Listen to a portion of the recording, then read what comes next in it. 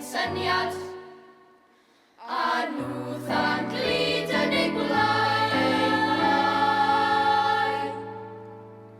Hyn bethau digon diflas ydi difaid, ne medir unig sgwrsio ganddynt hwy mae'r nos yn gyrru asa drwy mentyll a crisbasa.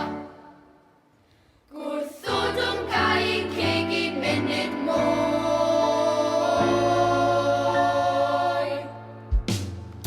Tasen i ddim yn fugeiliaid, mae na lawer o swyddi yn hoffen eu cael.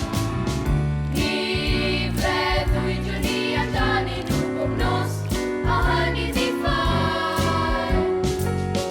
Sa'r masnach o'r pysgotwr neu athro meddyg neu ar y camel, ond mae rhywbeth yn wyth yn sefyllad o gwmpas y fynydd drwy'r nos.